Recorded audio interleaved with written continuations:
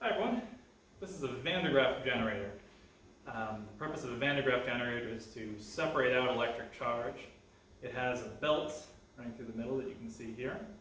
And that belt carries electrons from the bottom, the base here, which is grounded, up to the metal dome on the top. And we're going to show off a couple of things that you can do with a Van de Graaff generator. First thing I want to show off is taking some metal pie tins right here and putting them on top of the dome. So the dome is metal, it's a conductor. The pie tins are metal, they're conductors. And so when I turn on the Van de Graaff generator, charge is going to build up on the dome, and we can see what happens. So turning this on, the belt is going to start spinning.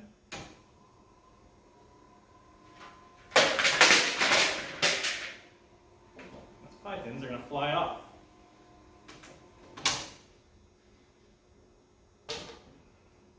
Before I go near the Van de Graaff generator again, I'm going to take this metal wire, which is connected to the grounded base, and I'm going to put it near the generator, which allows the charge to flow back to the base.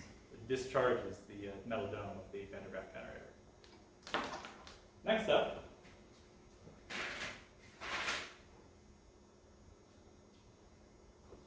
I've got a candle here. I'm going to light this candle, and I'm going to bring it near the Van de Graaff generator. And there's no real wind in here. We're indoors. There's not a whole lot of airflow. And so there's not much in terms of air that's going to push this flame around.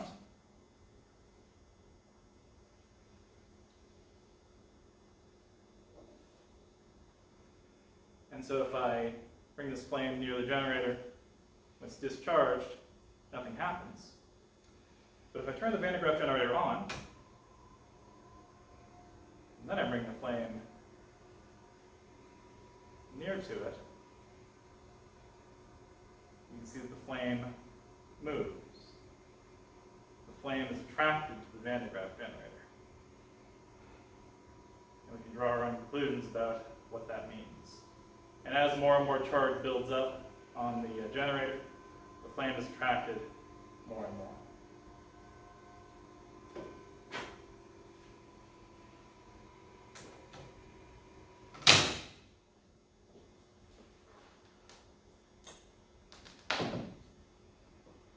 Next up, we have a balloon. Now, a balloon is made of rubber, which is very close to plastic.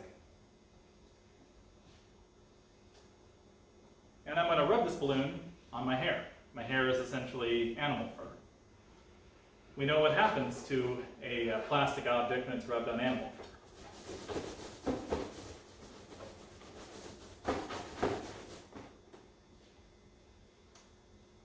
And we can see that if I take this charged object and bring it close to the metal dome of the Van de Graaff generator, not much happens. It's maybe weakly attracted. We know that uncharged things are weakly attracted to charged things.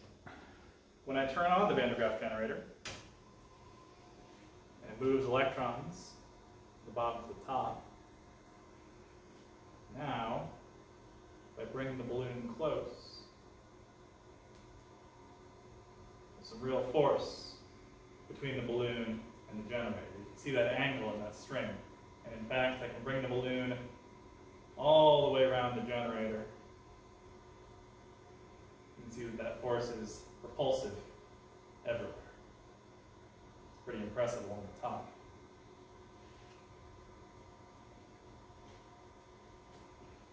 Let's discharge that once more.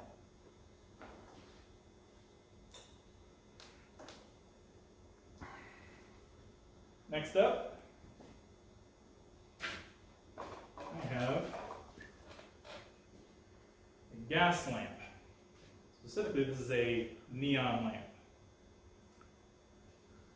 And when a high current flows through that neon, it'll light up. And I'm going to turn on my Van de Graaff generator here, and Jeff is going to hit the lights so we can get kind of a better look.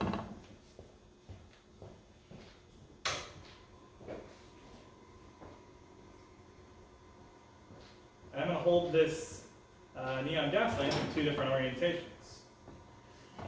First, I'm going to hold it up so it's radial compared to the Van de Graaff generator. You can see that when it's radial, it lights up. But if I rotate it 90 degrees, like this, even if I hold it pretty close, it'll light up occasionally, but for the most part, there's nothing. I can rotate it back 90 degrees, make it radial, it really lights up. Less so, it's farther away. All right, discard one more time.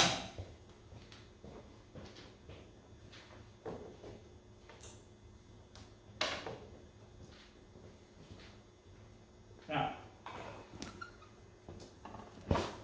us humans are pretty darn good conductors.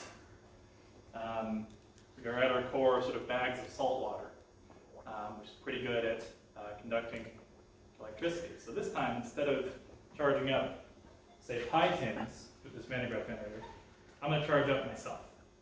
In order to do that, I'm going to stand on this plastic stool here. The idea behind standing on this plastic stool is that it insulates me from the ground. If I were standing on the ground, I would be mostly grounded, and charge would be able to flow very slightly through my shoes and into the ground. And so it would be discharging very slowly if I were standing on the ground. But by standing on this plastic stool, I insulate myself from the ground so the charge can't escape that way. So I'm going to stand on this stool. I'm going to have this stick handy for turning off the Van de Graaff generator, because once I'm charged, I don't want to touch the base. The base is grounded.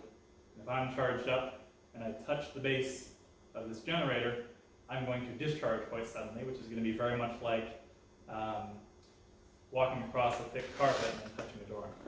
So we'll leave this nearby. So I'm standing on this stool. I'm touching this Van de Graaff generator. I'm turning it on. And I'm becoming charged. How can you tell I'm charged? Well, one way you can tell I'm charged is by looking at my hair. This effect really depends on how humid it is on a given day. Charge is constantly leaving my body and entering the air, and if it's more humid, more charge leaves my body into the air, but you can get a little bit of a look at what this is doing to my hair. That effect is caused by charge going into every part of me, including every hair, and like charges repel. And so if there's negative charge in one hair and negative charge in the next hair over, they repel. It looks like this. Also, because I'm charged, I gain a not very useful superpower, which is I can move around tiny uncharged bits of paper. Just like this.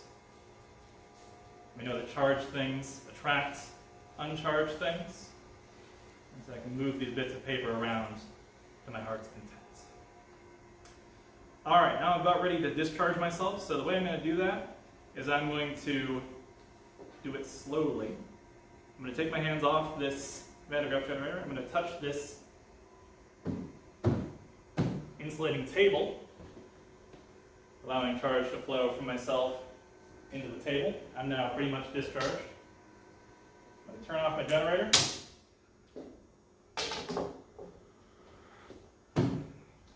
And I'm going to discharge it.